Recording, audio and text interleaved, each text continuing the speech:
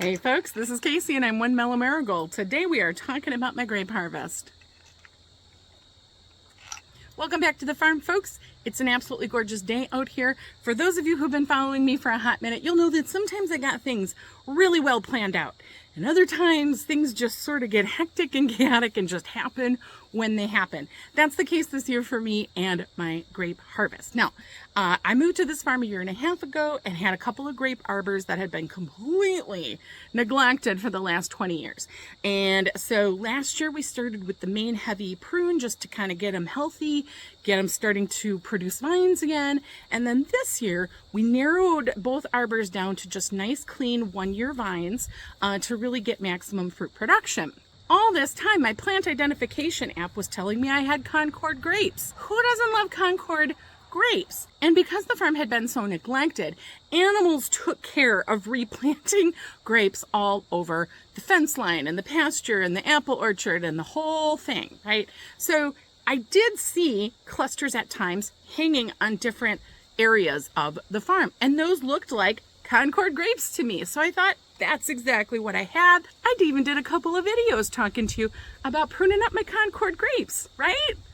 Is that what I have? No! Let's get right on into it. We're gonna do a different kind of video today. We're gonna do kind of a side-by-side, play-by-play. We're just gonna see if it works. So about a week ago, it's about 8 in the evening. I'm taking my dogs for their evening walk around the farm. We always kind of just check out the garden, see how everybody's doing, right? Take a stop by the grapes. And I noticed that even more grapes have been eaten. Now, keep in mind, I have put up 2 layers of bird netting and row cover over the top of the arbor to try to keep everything from above and the sides from getting to my grapes. And I knew something was eating them, but I was just kind of waiting for them to get ripe. What I thought ripe was gonna be for a Concord grape. So the dogs and I are walking around. I see the state of the grapes. I see that even more clusters have been pulled down, and I am fuming. I am so mad. I grab my phone, I grab a shopping bag, and I just start recording. I'm gonna just, here's what it was. Here we go. Look at all of those eaten fuckers. Look at this cute little baby. Look at this though. Okay, yeah, we're taking them in. I don't care. It's just a shopping bag. We're doing it. Look at all these fuckers. All those fuckers that were eaten. I'm saving the rest. The rest are mine. And as I'm out there, like frantically pulling back the bird netting, clipping clusters, what I realized is these grapes were almost overripe. They were so bursting. They were so ripe. They were literally falling off the cluster, just in my hands. I'm looking all over the ground. Grapes have dropped everywhere. These grapes were ready to go already. So I'm thinking to myself, what am I waiting around for? I thought they were supposed to get this lovely dark purple, right? Okay, so we'll get there. We'll figure all of this out, right? I take the grapes inside. I knew I had to get them good and rinsed off. I knew that I needed to do like a vinegar, baking soda soak. This is the process that I started going through. So here we go. So the first thing I'm absolutely horrified by is the volume of bugs. So like inside the bag, I put a towel down. They are crawling out of the grapes in mass. Bleh! Everywhere. There's bugs everywhere crawling out of these grapes. It's gross. Okay, so I get a tub, I get the water ready. I am putting about 1/3 of a cup of vinegar in there and just starting to swish them around. And even in the water, like you could already see like one big bug that is floated up. So we get grapes in there, and then I take baking soda and I squish it over the top. And as it foams, watch what happens. Oh, all those black spots are more bugs coming out. Oh my God, it was so gross. So I throw gloves on. I am like fishing out bugs. I'm fishing out like the rotten grapes, anything that was already dried up or gross or blah, blah, blah, blah, blah. Oh my gosh. Oh my gosh. I'm thinking, what have I got myself into now that I'm hanging out here? Now it's probably like 9 o'clock at night and I just really want to go to bed, but I have grapes with bugs on them and I have to deal with it, right? So swishing the water around, making sure we get everything out. So for the night, I want to get them all just laid out so they can dry. So I'm dumping them out on another clean white towel. It's much easier to see the bugs crawling that way, right? So I'm spreading them out. I'm still going through and picking off any grapes that aren't just right, you know, if they've gone a little bad. Some of them I'm starting to remove from the stems if they're kind of falling apart. The clusters I'm trying to spread out a little bit more, and the loose grapes I'm trying to spread out a little bit more. But we're just trying to get them to a place where I can feel comfortable drying them. Now look at this! The next morning I get up and I remove them all from the stems. That was kind of a fun process, if you don't mind me saying so. And it's like a nice texture when you touch them in the big butt tub. So from here, it's time to squish the grapes, right? Think Lucille Ball stomping on those grapes. I'm instead going to use a pastry cutter, and this is super satisfying. It feels really fun. Like they just all start popping, and little grape juices are like spraying out. I just put them in a big soup pot with a heavy bottom pan, and we're just squishing, squishing, squishing, squishing. It was really fun. Then we're going to throw that pot on the stove, and we're going to start cooking the grapes down even more, bringing them up to a low boil. You're just stirring. We're just making sure nothing burns to the bottom. I take my wooden spoon and I kind of push grapes up against the sides occasionally to help them kind of burst from their skins. But the heat really takes care of a lot of that. So the skins are really splitting at this point, and it should just kind of look like grapey mush in there. But you can start to see the skins of the grapes turning the juice pink. This is my next guess that something is not right here. So it's the skin of the grape that determines the color of the juice. Next, we're going to take it off the pot. Again, if you have a food mill, you could use a food mill. I'm not going to buy one until I feel like I need one. I use my big old strainer and just a round bottom tool to kind of push it through the strainer. Works great for me. So the first pass, we are just straining it into a Pyrex, and we're just sort of getting all of the pulp separated from the actual juice. We're going to strain it again one more time after this. These were also seedless. That should have been another clue to me that they weren't Concords.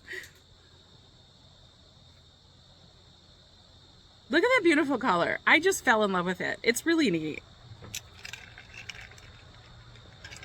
This is just juice with a little seltzer water and ice. Next, I'm going to use a mesh bag, and we're going to strain the whole thing one more time just to get out any last little bits of debris. You're still going to have debris in your juice. You know, if you buy juice from the store, you will see sediment at the bottom. They always say shake really well. That's normal. It's totally normal. All good things. Nothing's going to hurt you. You could use cheesecloth too if you have cheesecloth. I just think the bags are kind of convenient. Look at that beautiful color. 4 cups. 4 pounds of grapes to 4 cups. The juice is thicker than I would have thought.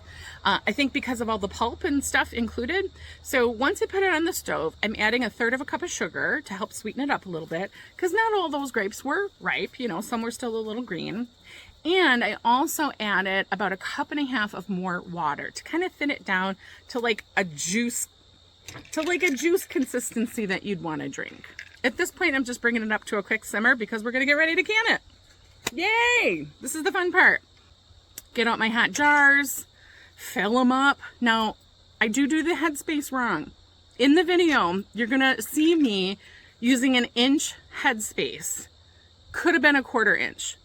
Should have been a 1/4 inch. I'm not going to worry about it because I'm probably going to consume that batch of grape juice pretty quickly. But 1/4 inch headspace, not an inch of headspace. So pretty though. I got 3 pints and then a little bit extra.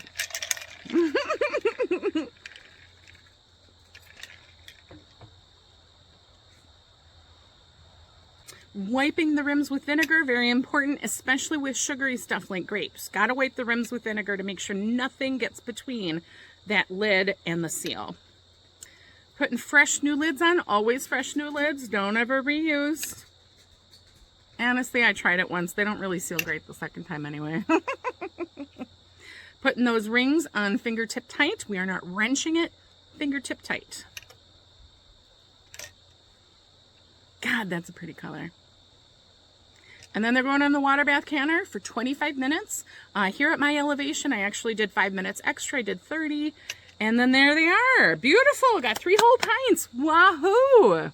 Now, I used my harvest this time just to make grape juice. That's all I really wanted. Honestly, I love grape juice. So knowing that I can have it now in the house for whenever is just kind of awesome.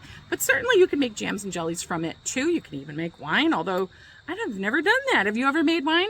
Anyway, we knew that they weren't Concords because they never turned that dark purple. And we knew they weren't Concord because they didn't have seeds.